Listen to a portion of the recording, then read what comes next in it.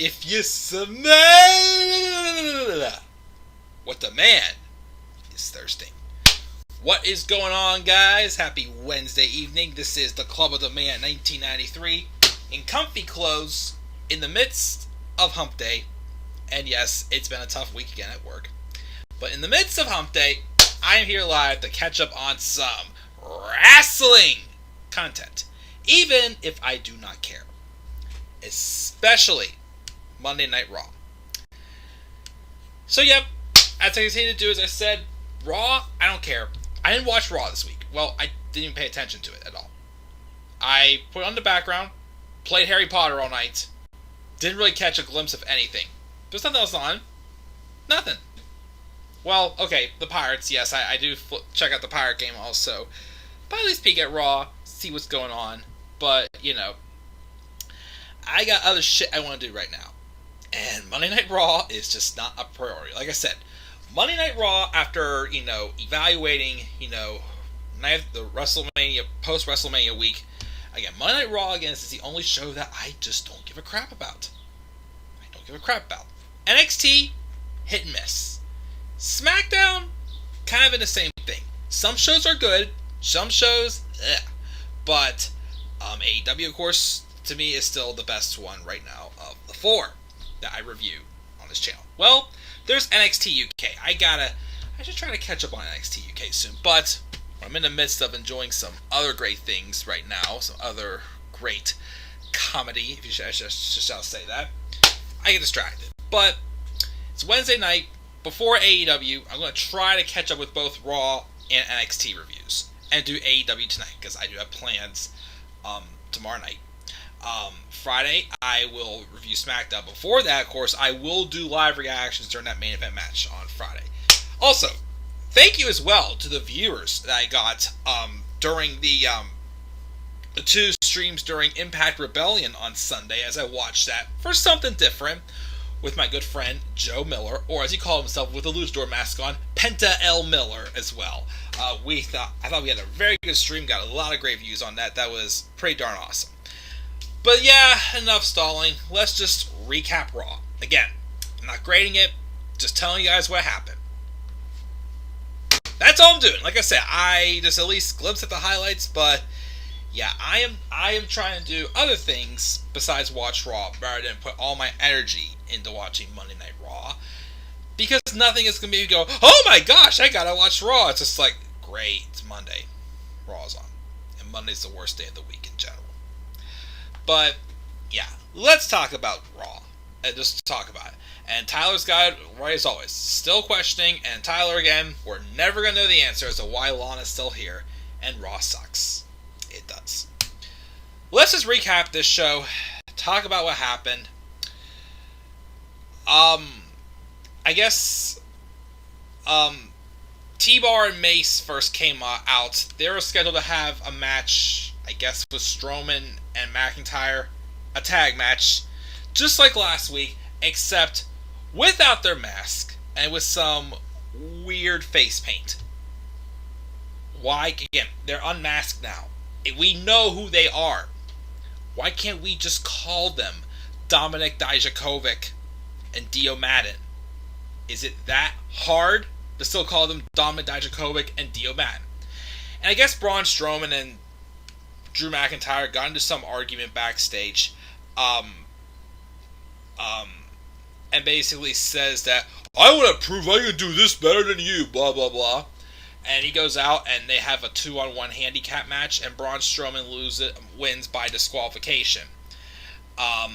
Same as what happened with McIntyre and T-Bar and Mace last week also.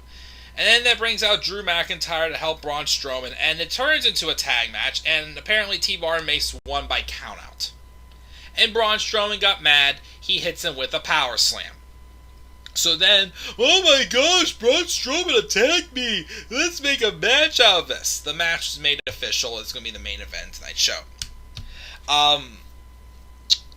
Yeah. Then we have Miz TV, as they're getting ready for a 6-man tag match. Starting off with them having a little concert with Elias and Jackson Riker. And then Damian Priest and the New Day come out, and they have a guitar, case. And I guess they opened it up, or whatever heck it was, and there was nothing but tomatoes. And yeah, we spent about 5 minutes. It seemed like 5 minutes of the New Day, instead of egging Elias, Jackson Riker, Miz, and Morrison, it felt like they were tomatoing because they kept throwing tomatoes at the heels, which I'm sure Vince got a huge crack up at that. It looked so childish and pitiful from the highlights. And then we had the New Day and Damian Priest winning, of course. And then let's get to some juicy stuff. Some obvious things back there. And some things where it's just like, of course, there was no point to this in general. So last week's Raw, we all saw how Raw ended, with Charlotte Flair snapping and attacking the referee. I believe his name, I can't remember who the referee's name was. But basically, Sonya Deville comes out and tries to, let Charlotte explain her side of the story. First off, when Sonya all of a sudden appeared on Raw now, I thought she was just an official on SmackDown. So I don't know what that is. So, she comes out, I'm sorry, I lost my cool, blah, blah, blah. It's okay, Charlotte, you're forgiven. You're reinstated, suspension is lifted. Referee had to say, I'm sorry. Charlotte's reinstated and in a match. So, what was the point then of having Charlotte get suspended? What was the whole point of, oh my gosh, Charlotte snapped and attacked the referee? Just for suspension to get lifted 1 week later, it feels like it didn't even matter that it happened. So, Charlotte gets suspended, yet she's going to have a match at the next pay-per-view with no implications at all. And she's probably going to win the title from Rhea Ripley. Adam Pearce, though, is not happy that Sonya did that, even though up until now, there wasn't really much tension really teased between Adam Pearce and Sonya Deville. So all of a sudden they're like, we're cool, and then, ah! That's what it felt like it went from when it comes to Adam and Sonya. So yeah, who cares? We have that and the same old crap. Braun Strowman wants to oh yeah. Here's this also. So on SmackDown this past Friday, Cesaro, who again had a big victory over Seth Rollins at WrestleMania, that's not enough for him to get a title opportunity, right? I will try to make it happen. I will see what I can do. Braun Strowman to Adam Pearce. I want to make my... well, first off, it was a triple threat match. I didn't get pinned. I technically did not lose. I still deserve... excuse me, first off. Is anyone else getting sick of people using that excuse in triple threat matches? I technically did not win or lose. I was not pinned. It's like, it's a triple threat match. You know what you're signing up for. So they're using that lazy piece of booking for the millionth time in a row. And like again, before it was, I beat Seth Rollins. I deserve a title shot. I should get this opportunity. I've been waiting for a long time. I'll think about it. I'll try to make that happen. Oh, I didn't get pinned in a triple threat match. I should be in the match. Make my match with Drew McIntyre tonight. If I win the match, I get added. Okay, done deal. It's like, so what's the difference? Cesaro gets a big win and doesn't get added. Braun Strowman did beat Shane McMahon at WrestleMania, and then he goes on to defeat Drew McIntyre tonight. But get the inconsistencies here. Like I said, the rules for winning a title opportunity is just so inconsistent. Is there even any rules in general? Who the heck knows? Who knows? So yeah, so that's happened there. And then Rhea Ripley apparently just dismisses that Charlotte Flair is a threat now that she's returned. Bobby Lashley and MVP expressed their frustration about possibly their match being a triple threat match because, when aren't heel champions frustrated about triple threat matches? They happen. They're part of the business. They happen. Randy Orton praises all. Randy Orton is then praising Matt Riddle for defeating him last week. Sounds very out of character, right? That's not Randy Orton. So he praises him, and he admits that RK Bro sounds catchy. So they're going to have a tag team match, and they took on Cedric Alexander and Shelton Benjamin. And they won, and then Orton seems like he's accepting the idea, but at the same time, nah, and it's just like, this is just a corny act. Like, I bet you in a week or two, we're going to have Randy Orton turning back on Matt Riddle. You really think, character-wise, Randy Orton is like, oh, I am proud of Matt Riddle for defeating me. That's not Randy Orton's character one at all. Not even as a babyface, he wouldn't do something like that. As a babyface, Randy Orton's kind of the guy who just, goes with the flow and, just works with who he can. Not this guy who just, Randy Orton, again, is not a type of guy who's going to put himself over someone else. He'll be like, I don't have a problem with this person, but, you're not getting in my way. He's not going to let someone pass him up like that. That's just not Randy Orton. I don't care if he's a face or a heel. To me, that's just is not him. So, yeah. And then Angel Garza gives Nia Jax some flowers in front of Reggie, but then she smacks Mandy Rose with them. And then Nia Jax, Shayna Baszler, and Rhea Ripley team up, which again, hold the phone. What the fuck is Rhea Ripley? Is she a face? Is she a heel? What is she? 1 week she's acting heelish in her feud with Asuka. Then she's helping Asuka beat Charlotte Flair and acting like a babyface. And now she's teaming up with Nia Jax, a heel. What is she? Seriously, what is she? That happens and the heels win. During the match, Mandy Rose and Dana Brooke come out and they act like heels too because they're, trying to get into the head of Nia Jax, and Nia Jax is slipping on mop buckets that have, wet floors. Right. Then Sonya Deville then punishes Mandy Rose. They have a history and sets up Mandy Rose to face Charlotte, which Charlotte defeats Mandy, and Charlotte's big return from her suspension. And we also have a segment with Alexa Bliss saying everyone can have a Lily of their own if only they ask nicely. Then Bliss makes Lily do a jump scare for the fans, but she also knows that Lily is ready to play with the rest of WWE. Like I said, again, ever since Bray Wyatt lost at WrestleMania, he had that one segment following up saying, we're back and we're good, whatnot, I will be back, this and that, all this stuff. And yeah, it's been how many weeks later, and we haven't seen Bray Wyatt since, and it's all been nothing but Alexa Bliss. Again, just like the rumor stated, all they did was take the Fiend gimmick and put it on Alexa Bliss. Because WWE just has no respect for Bray Wyatt. Seriously, I'm at the point now where I want Bray Wyatt to go. Bray Wyatt just has to go. He's not going to get the respect where he deserves in WWE.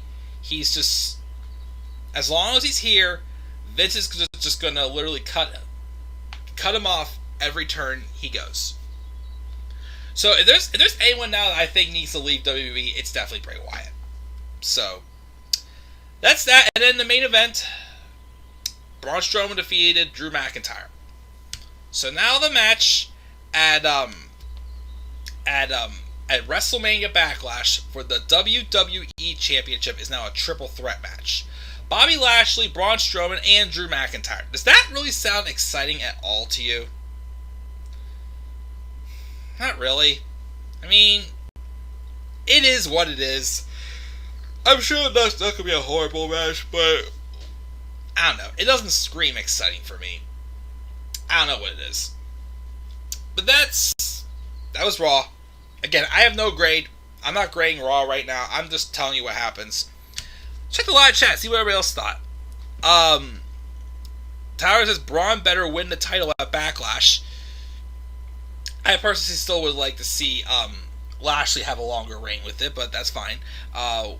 Why are we having a power storyline with Sonya and Adam? Who knows? Today's heels are bitches. Bobby should not be WWE champion, which I kind of disagree on that. I'm fine with Bobby being champion. Matt Riddle is crap. I don't like what they've done with him. Again, they've done exactly what I worried they would do with Matt Riddle. Overdo him, overproduce him, and instead of making, his gimmick hilarious or, just entertaining, the same guy who walked around going, how much fish could Bobby Fish fry if Bobby Fish could fry fish? Something like natural, off the tongue, random, but it works. And now he's riding around on scooters making absolutely no sense. And he's having his entrance, he's getting slow-mo instant replays, and he's flopping his feet out, and as he does that, birds come out. So he is a comedy act, and he, to me, is the latest thing of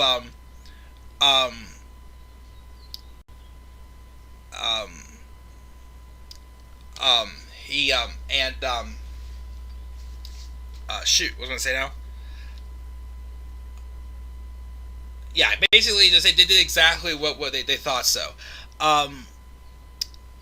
Yeah. And, okay, you are not...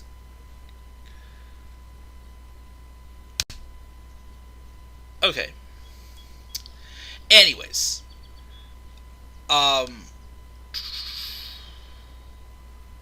Anyways. But yeah. That's that.